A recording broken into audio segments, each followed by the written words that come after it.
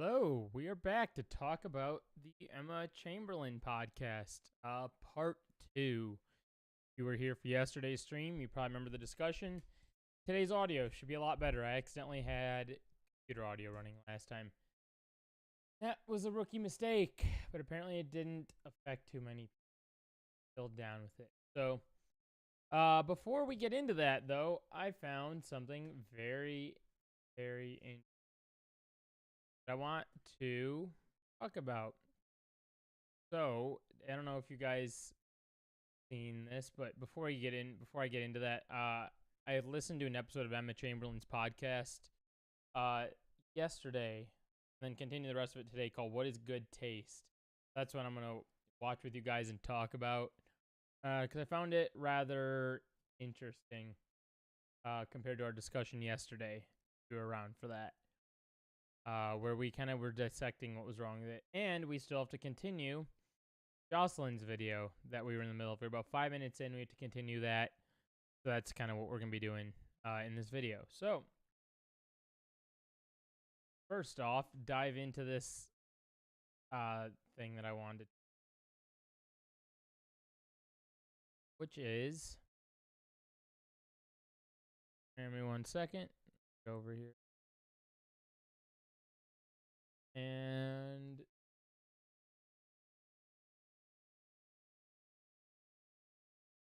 okay, here we go. So I saw this thing on Dexerto. It said Walmart customer wasn't allowed to leave after self-checkout machine didn't prompt. Now didn't print receipt. We had to figure out what happened here. So what I did is I went into this girl's TikTok, see the whole story. So let's just kind of go through this saga real quickly. I found this. God, dude, my apples are getting... Anyone else eating apples and peanut butter? My apples are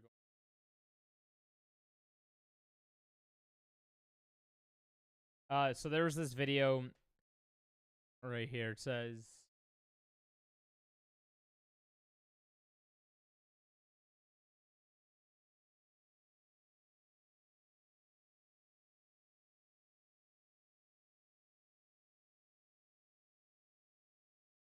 Okay. So this video is right here. This is where it started. Okay, so I was just at Walmart, and you know they have someone standing by the door to check receipts and stuff, right? Normally they don't even ask. Like, you can just leave and they're not worried about it. But this time, I was standing at the self-checkout so close to the guy who checks receipts. He's watching me, right? Okay, there's a lady there also watching me. And I pay for everything. Hey, what? Everything's bagged. Put it. Hang on. 1 second.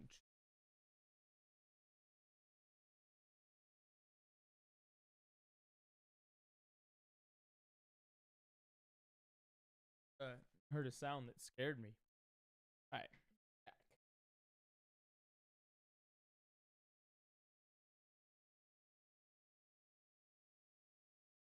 Put it in the cart. I'm walking past them, and they're like, "Ma'am, I need to see your receipt." Well, the register didn't give me a receipt when I paid. And so I said, "Oh, I didn't get a receipt. I was waiting on one, but one never came out, so I just left." And she goes, "Well, you can't leave the store without a receipt." I said, "Okay, can you get me a receipt?" And she said, "No." I said, "Well, you can't just keep..." Actually,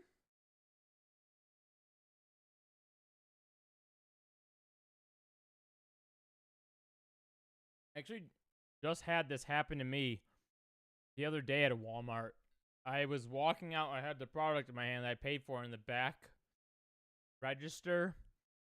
And then I walked out with it, and they didn't let me leave because I didn't have the receipt. So I get it. It appears I stole it because, didn't have the receipt in my hand. I didn't want the receipt. I told her no. But it's weird they don't have a way to, check your product as you're walking out.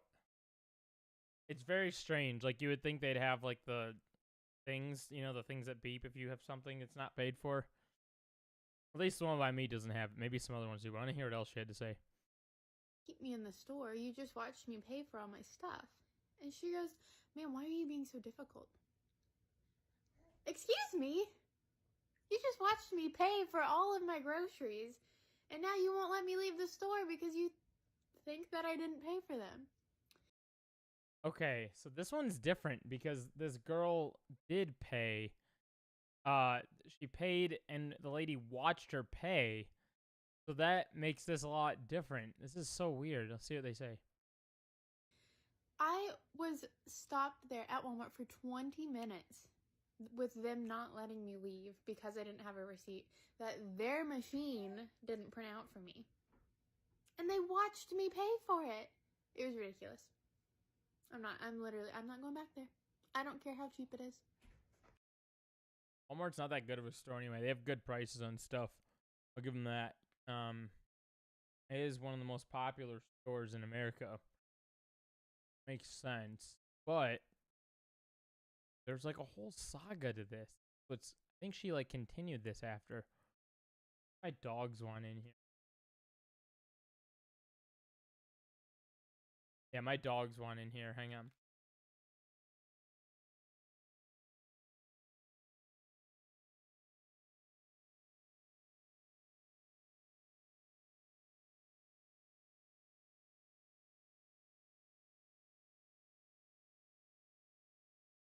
Okay. Getting back into it. So where do we leave off? So my husband's a lawyer. Our Halloween Walmart story part 2. I have been informed by many of you that if I'm going to tell a story, I need to tell the ending. My bad. So, if you watched the Walmart video, essentially what ended up happening is that they made me go to customer service, wait in a very long line because, the line's always it's Walmart. There's always someone has a problem with everything. Wait in the line, and then they, we did the whole, what are we supposed to do? I don't know what to do.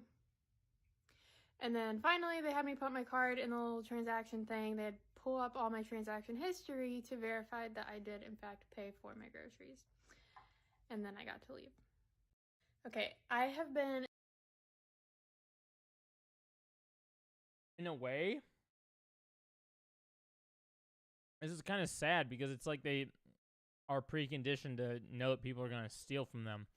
So it's like, how often has this lady seen someone steal from the Walmart? You know what I mean? People should not be stealing. They shouldn't have to have worry, but they do every single day, no matter what. It says, okay, so this has happened to me, and by the time it was done, whole stuff was warm. Oh God, they're going to require a receipt. It should always print it.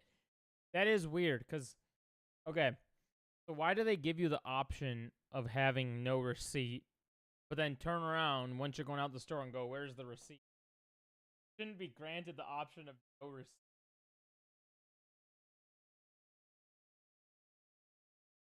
Someone down here in the comments said they should fix their machine so it can print receipts. It's like, dude,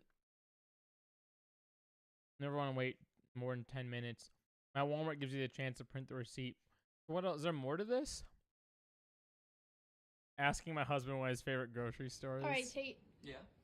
Everyone is in agreement that Walmart sucks. Yes. What is your favorite grocery store? Publix. Hands down. Publix is not even a contest. Publix is the cleanest grocery store. What? No. No way. That's a hot take. There's no way. I don't think so. It feels like a no, it starts clean, but not that clean. It feels much like a Kroger inside of Publix. Clarksville, it's Kroger. Kroger's not even... You walk into Kroger after you've been in a Walmart, it might be clean. Aldi's are clean. Market Basket? What's that? Trader Joe's are pretty clean for the most part. At least the ones out by me are. Wegmans? I've heard of Wegmans. I don't know what that is. Is there anything? My husband wants to chill. Wait, I woke up. These people aren't even. I thought this was going to be like a whole entire saga of Walmart stuff. Really not. Let's just get into the. Let's get back to the original scheduled programming. All right, let's get back to the original scheduled programming. Back over to Emma Chamberlain. We shall continue Jocelyn's video. But Jocelyn.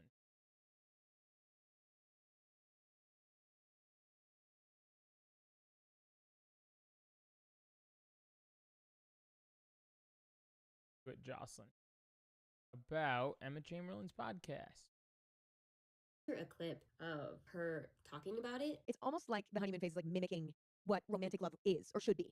Honestly, I think the honeymoon phase is a whole lot of pretending. And I don't think that we do it on purpose, but we have the energy to dress up and pretend like we're in the perfect romantic, loving situation. But it's not real. And it always comes to an end. And so I think it's safe to say that the honeymoon phase of the relationship, the first few months to a year, is an illusion. It is rooted in delusion. In that clip, I felt like it was more so Emma wanting to state her opinion factually. If someone is young and watching her videos, it's a very impressionable thing to hear, especially if you're like 15 and seeing your favorite creator. I turned my noise gate off now that I'm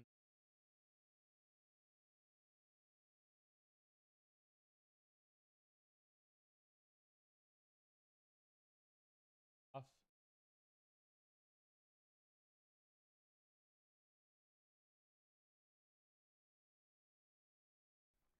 Okay, no more noise gate.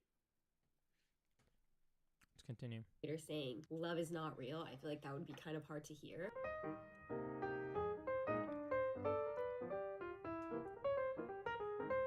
Also, if you're older, you just know that's not true.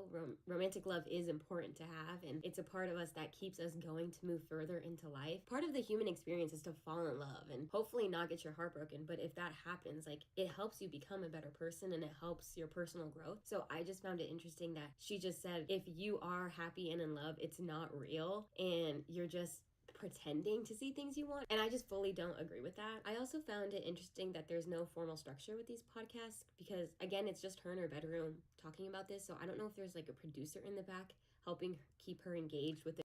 Now, I noticed this is why, that's a huge reason why I wanted to bring up her recent podcast and talk about this, because she did make kind of like a pretty big generalization in this episode she's referring to. And I could see how people interpret it wrong. And not even wrong, but how they interpret it in a wrong sense of what Emma Chamberlain is trying to say. You know, you can always interpret things different ways. But in her new episode, she's much more like, in my opinion, she like restates that like a gazillion times. I'm going to play this real quickly and continue the topic and following an outline, but it just felt like if she wasn't jumping in circles, she was going off on side tangents that didn't correlate to the topic that was happening. Another thing that I found interesting after this being my last episode that I had watched is the amount of cuts she puts in her videos. Obviously, if you're listening to her podcast, you can't tell there's a cut or not, but since I was watching it on Spotify, I was able to see the amount of cuts she does in her videos, and it's mainly when she's explaining her opinion about the topic. I don't know if it's because she doesn't have a script or she's kind of going through her train of thought and vocalizing these things, so they're cutting out pauses and breaths. Like for this video, I'm going to be cutting out all the pauses I do because I'm talking a lot, so I have to cut out parts where I get tired and need to catch myself taking a breath. But for a podcast, I would expect to see little to no cuts just because it's supposed to be a constant flow of you talking or a conversation. Yeah, I see what she's saying. It is a little weird. I didn't think about it like that, but it is a little odd. Happening with you and another person. Now, moving on to the episode, I Don't Chase, I Attract. This brought up a different side of the critiques I've seen of Emma Chamberlain's podcast where people believe she should go to college. Like, they think she needs better critical thinking skills or analyzation skills. But first, let me just say, I don't think the critique of her needing to go to college is a valid one. And I will explain that once I'm done summarizing what the episode is. But yeah, I just want to make it clear right before I even get into that episode, like, I don't think the critique of her needing needing to go to college is beneficial, and it's honestly kind of hurtful too. Basically, Emma in this episode is going to dissect and analyze the "I don't chase, I attract" quote that got viral, I believe, on TikTok. I don't know the full quote. I will put it on the screen for you, but she's gonna analyze that quote in a romantic context. Each episode is around 35 to 40 minutes, and the first 15 minutes of this episode was her basically defining each of these words in that sentence. So she was defining chase, she was defining attract, which I found kind of boring because I feel like if you know what this quote is, you kind of know what those words mean. I feel like this podcast had more of an ambiguous ending where she kind of was just explaining what each word meant and how you can apply this to your own life. She strayed away from this quote being attached to a romantic context and applied it to life and how you can self-grow. And she fully just diverted away from the fact that this episode was supposed to focus on this quote in a romantic setting. It just further adds on that she does kind of go off on side tangents and doesn't stick to the main theme. But also, this was an episode where I had to skip around a lot because it was a lot of her saying the same things. And I think especially if you're someone who... And that's what we discovered yesterday while we were kind of like pondering through an episode, is it's a lot of like talking in circles, which is kind of ironic because it's like at a certain point of talking about someone talking in circles, like you yourself, I'm referring to myself here, like, you know, me, myself, I'm going to end up talking in circles about her talking in circles. So I'm going to try to avoid that. I want to just keep listening to this video because I think she put out a good video. Who has heard the quote before, you don't really need a definition on it. So it just felt like I needed to constantly skip so I could get to what her thoughts really were and her opinions on it. And she also did the last 10 minutes of how to apply this to your own life, but not what it means to her, and especially what it means in a romantic context. It fully was just about what it means in your overall life. In my honest opinion, I think this was my least favorite episode that I watched of hers because it was boring. And again, it was going around the conversation so much that I just could not follow her train of thought. It was... What if she has ADHD really bad? Not her, but Emma Chamberlain. It's hard for me to continue, and I tried taking notes about each of the episodes, and there's little to no notes about this episode. The reason, though, that I wanted to mention that I don't agree about her going to college and needing to go to college to do this podcast successfully, though, is because every TikTok I have seen, everyone mentions Emma Chamberlain should go to college. Emma Chamberlain should take a college course to improve her podcast, to improve how she speaks about certain topics. It just seems very pretentious of them to say because all of those people making those statements are all people in college. Like, they are all saying that because they're currently in college or they have graduated college. I do agree with the sentiment that everyone deserves to have higher education, but I also don't think to be smart or to speak about things like Emma is currently doing where it's psychological and advice-based that you need to have a college education or have taken college courses in order to get there. I don't think that's true at all. I believe Emma should be allowed to talk about what she wants on her podcast and state her opinions on them, but I don't think she needs to go to college in order to figure out what it is she needs. Like, she's not a philosopher. Like, she's not claiming to be Karl Marx and going through these topics. Claiming college is what's needed for some whose opinions you deem as simple is not the constructive criticism you think it is.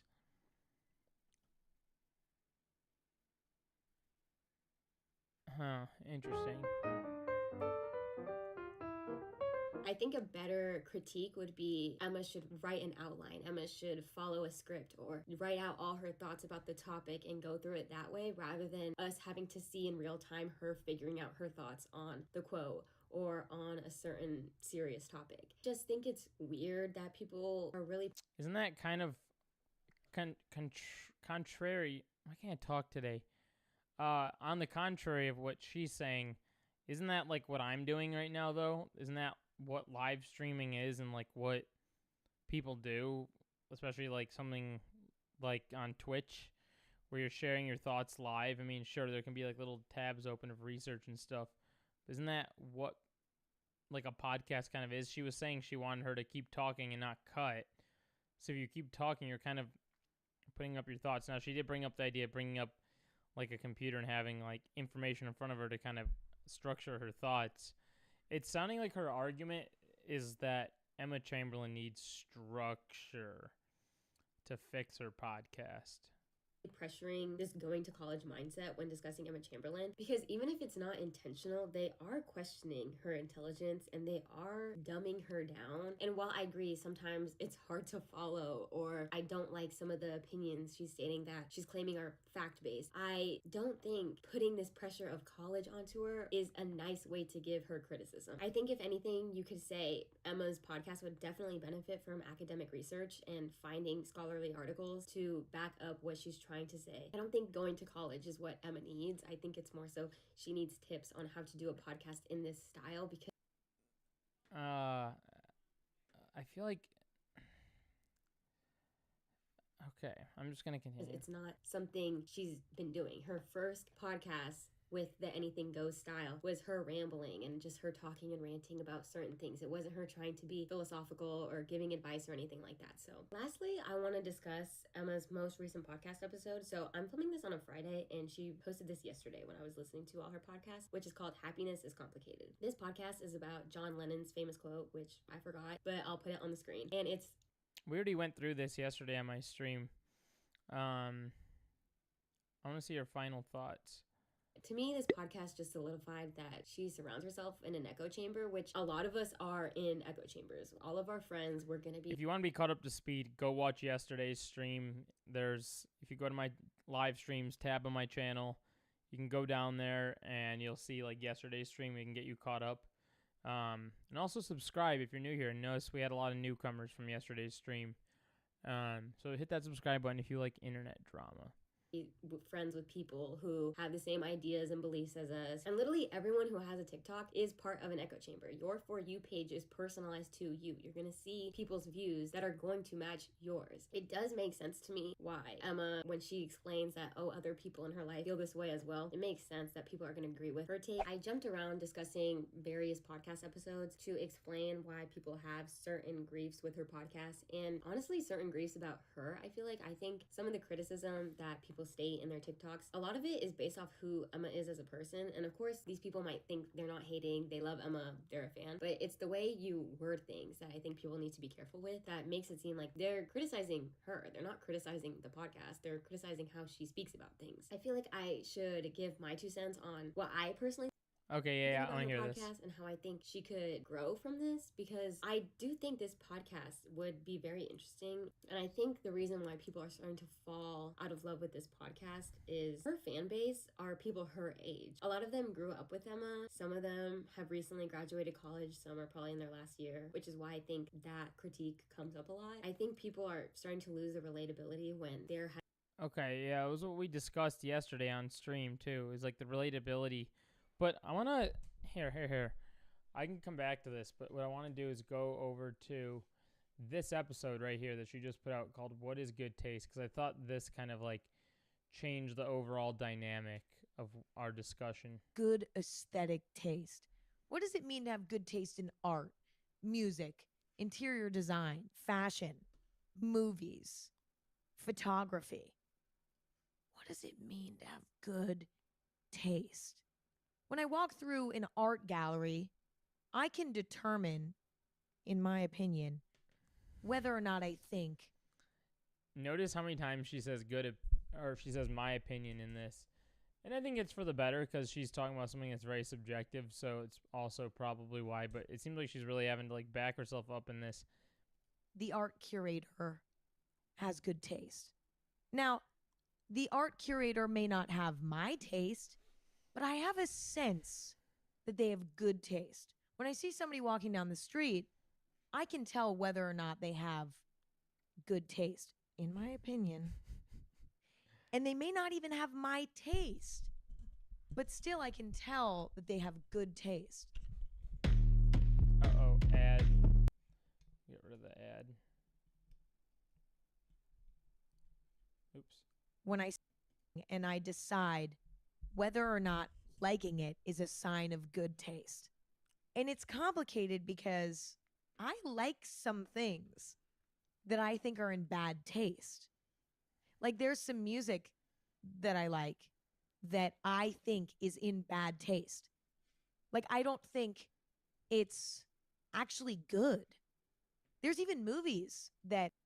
Yeah, I got in trouble for this one time. Like, I was on Twitter and I was like, I was just talking about like taste in music, but I like generalized. So I was like, I was talking in a very general sense of like, is this, I forget how I phrased it, but I was like, this song is just like not good. There was some song that was out and someone was like, that's just your opinion. I was like, okay, yeah, you're right. And it's easy to generalize. I mean, we all do that as people, right? I don't think there's anyone that like hasn't done that. Maybe there is. I don't know. Maybe I'm wrong. Maybe there's people that have never generalized. I don't think are good, but I like them anyway. So this leads to the question of today. What does it mean to have good taste? We put a lot of value on good taste. You know, I Good taste means being me and eating apples and peanut butter. That's good taste. tend to be attracted to people romantically and platonically who I believe have good taste in things. I consider my taste to be a huge piece of my own identity. My aesthetic taste is a huge piece of my identity, and I am biased, but I think I have good taste in stuff. That's a huge part of who I am. And Well, what if I didn't think she had good taste in her headphones? How about that one, huh? How about that? No, I'm just kidding. how I express myself to the world. And although it's such a relevant topic in my life, I've never investigated aesthetic taste. What is good taste? Does it even exist? Or is it so subjective that it doesn't exist? I'm not fully convinced that it doesn't exist. But we're going to go down the rabbit hole together and try to answer the question, what does it mean to have good taste? Let's start with what aesthetic taste is. Taste is the most common trope when talking about the intellectual judgment of an object's aesthetic merit. To better understand this definition, let's also define aesthetic, concerned with beauty or the appreciation of beauty.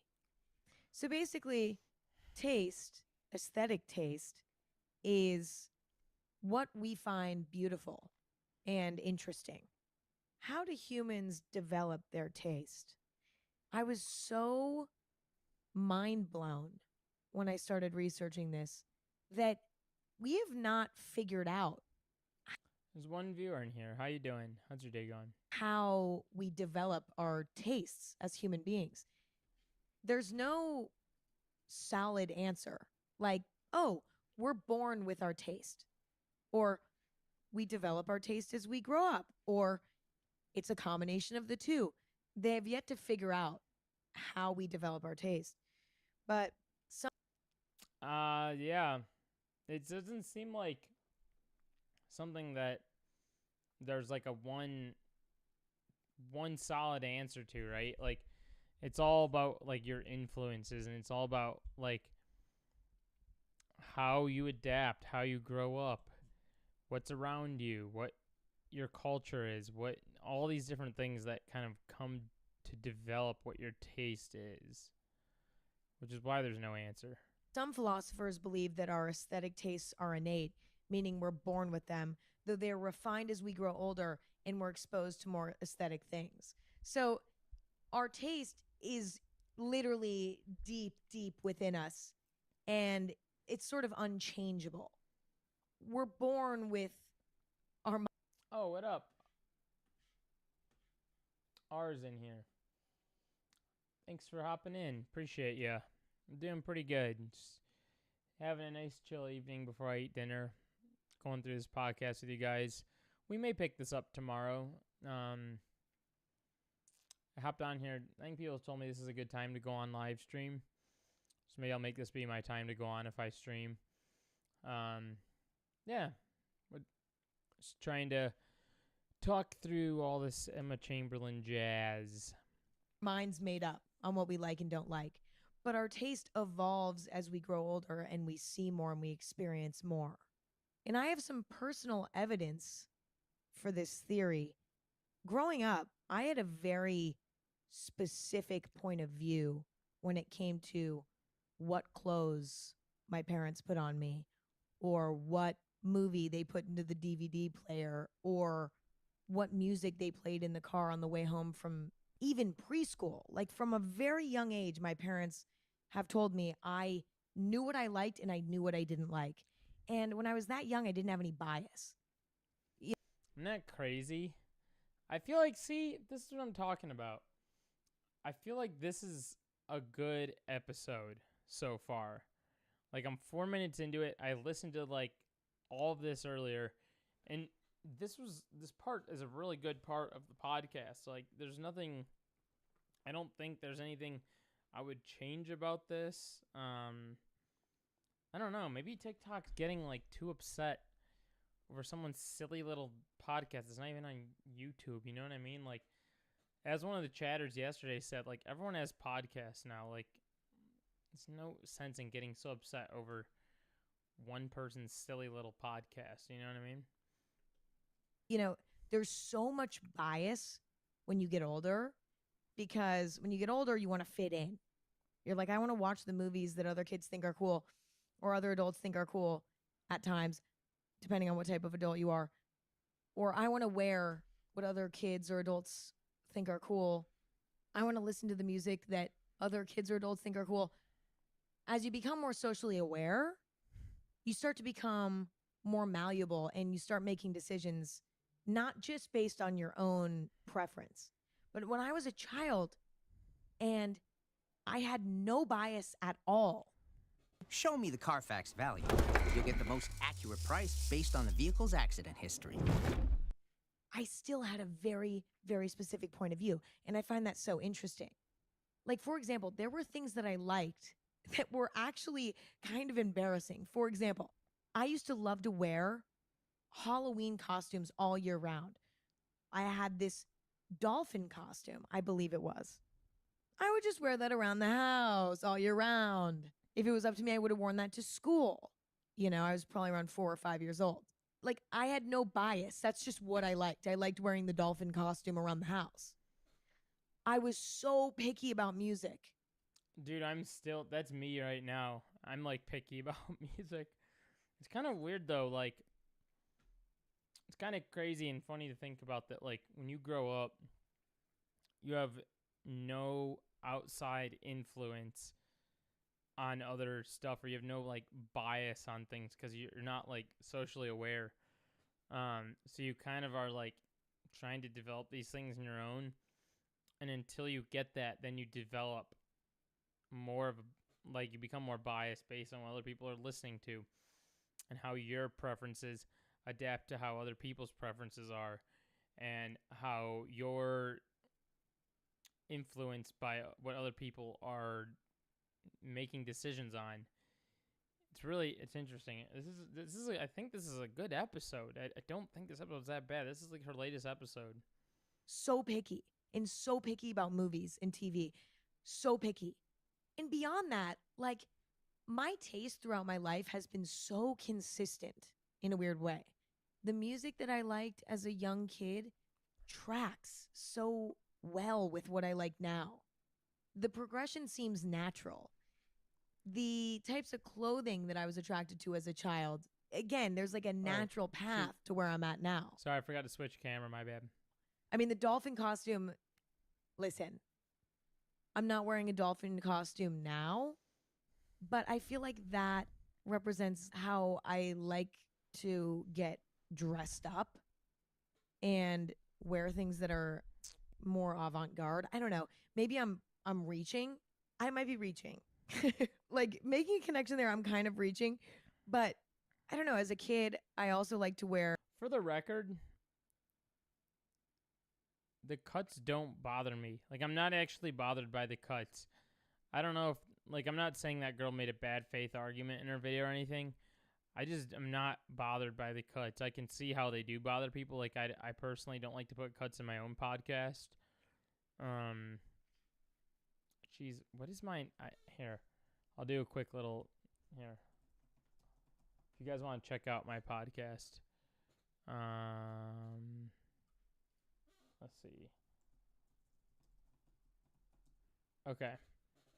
Here's my podcast right here. Guys, if you guys want to go check it out or you care to listen to me chat, here it is. You can go check that out. Tutus and like sparkly red shoes and lots of jewelry and lots of accessories. And again, as an adult, I'm very much that way. My favorite movie as a kid was Coraline, and I've grown up enjoying movies very similar to Coraline, movies with a similar intensity, movies with a similar aesthetic. Like I see that connection, and I still love that movie. I also weirdly loved like Hot Topic as a kid. Like I loved going into Hot Topic. I feel like Hot Topic was a thing a lot of younger people go to. Like I found myself going there like once or twice because I heard about it, but I didn't actually like anything there. That was the point where I realized like I was seeing who the people were that were going there, and I was like, okay, this is how they dress, this is what they wear, and then I'd like look at what was on the shelf there, and I was like, this doesn't fit like my own aesthetic, I guess. Not to say that it's like, I'm not trying to say like it's weird or anything, like everyone has their own preferences, but I just don't, like I'm 27 now, I don't know, or am I 28? I don't know anybody my age that's still going there, but that's just out of my own friends, you know what I mean? There might still be other 28-year-olds going. Because I had like a little goth streak in me, you know? I had a little goth streak in me. And it's funny because I never dressed like it, but I always had it in me. And that's followed me throughout my life too, where I do have like a little dark goth vibe in me, but it's very mild and it only comes out sometimes. But that's been very consistent throughout my life as well. I don't know. Like, am I reaching a little bit? Maybe, but when I look at my whole life and my aesthetic taste throughout my whole life, it's just been so consistent to me. And the evolution has been so seamless. It doesn't mean that I've liked the same things my whole life, but rather each phase that I've had has felt like a proper stepping stone to the next thing, in a way. The world's first organic I should get YouTube Red or whatever on here so I don't have to see this. Some drastic changes in taste, but in my brain, it still kind of makes sense. In retrospect, any aesthetic preferences that I had that don't track with who I am to my core now were aesthetic preferences that I had to try to fit in. Like, that's the outlier. But I wouldn't even count that as being my taste because it wasn't. It wasn't my taste. It was the taste of the people around me, and I was copying it. It was forced. So anything that does not... Dude, I don't know. Maybe I'm just like caught up with her. I don't know how old... Let's see. I want to see. Hi, Emma. I love this topic, and I think everyone has a good taste. It depends on your own opinion. And it's difficult to think about. It is a topic without an end. We can talk hours about this. While I was listening, I do think I have good taste. I feel like this is a good episode, right? How old? I have to see how old is Emma Chamberlain? She's 22. I mean... makes sense in the general evolution of my aesthetic taste was not my own taste. So I don't know. I mean, I'm kind of sold on that theory, but there's another theory. Some philosophers believe that we're born a blank slate completely, and our aesthetic senses are learned over time through our personal experiences and our exposure to aesthetic things. I have a little bit of a harder time with this one, but I do also have some personal evidence to back up this one as well. My taste very closely resembles my dad's taste. My dad showed me a lot of music, a lot of movies, a lot of fashion, a lot of art growing up. And him and I do have very similar taste. Now, what confuses me is that I don't like everything that my dad likes. There's a lot of music that my dad showed me growing up that I liked, but there's also Wait, why does that confuse her? Like, that's just what happens. That's natural. You don't like every little thing. Like, there's things you pick and pull that you like, but you're not supposed to like everything. A lot that I didn't like. Same thing with art, same thing with movies, same thing with everything. And we still disagree on things all the time. Another thing that confuses me is that my mom also showed me music and movies, not as much art. I mean, my dad is an artist, so that's why I saw art with him, but my mom didn't show me art, but music, movies, interior design with her, because she's very into interior design. We have a little bit of overlap, but I would argue we have very different tastes in almost everything. I was equally exposed to aesthetic things from my mom and dad, but I did not ever align with my mom's tastes. And it's just like, it doesn't make sense because in my own personal life, I just don't see as much evidence for this theory that we're blank slates. To be honest, I think if anything, it's kind of a combination of the two.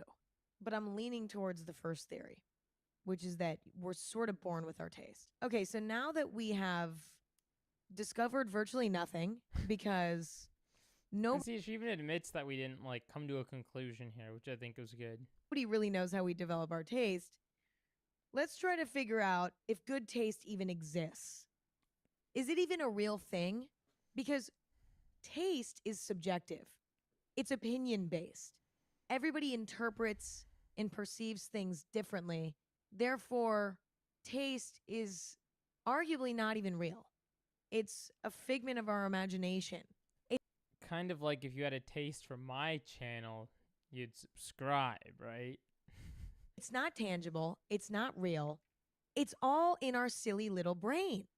But see, I don't really feel comfortable with saying that taste doesn't exist because it does exist. It's so relevant in day-to-day life. Yeah, technically it doesn't exist because it's not tangible and it's not real, but it plays such a big role in so many things that we do in life that it feels wrong to say that it's not a legitimate thing. Some argue that good taste does exist, though. So there is also an argument for good taste existing. Good taste is taste that is unbiased, well practiced, and properly exercised through experience. Let's really dive into that. Unbiased, meaning you're not listening to your friends. You're not listening to the media. You genuinely like something and find it beautiful. Oh, maybe she was reading the definition of good taste. That's what it was. Because you do. We so often like something because other people like it. I mean, my entire identity in middle school was built of what everybody else thought was cool and good and great, not what I thought was cool and good and great. Even now, when I spend time around certain people, I start to like the things that they like. And sometimes that's genuine, but sometimes it's not. It's really hard to be completely unbiased in life. Like this episode to kind of piggyback off of I actually have to get on the hop here in a sec. But I'm going to leave you guys with this for now. I know we're only like halfway through this podcast. But I'll be back next week, probably with more videos. I'll try to live stream like once a week, maybe twice a week if I can do that. I'll try to make more videos though. On more stuff. You guys should go check out the reel I just posted earlier today on the airplane lady. That was a fun reel make. But anyway, my consensus on this whole thing is that, you know, it seems like this episode has more structure to it. It was very like in order, and she was very to the point. Maybe, who knows? Maybe she saw that girl's video and gave herself structure. Because I mean, we're 13 minutes in. It seemed like she's very on point, very, you know, she's not all over the place like she was in those other ones, those older episodes. She's very much so like on track here and keeping the subject intact. So, yeah, I think this is a good episode. I mean, I finished it myself earlier. I don't have much criticism, but I think she's back on track. Okay. But if you guys enjoy the stream, let me know down in the comments. Leave a comment. Love to see what you guys think. And subscribe. We have more internet drama stuff coming. But for now, I'll leave you guys with that, all right? Because I got to get on the hop. I got to go eat dinner, and there's a show that I'm going to, and I don't want to be late. Okay?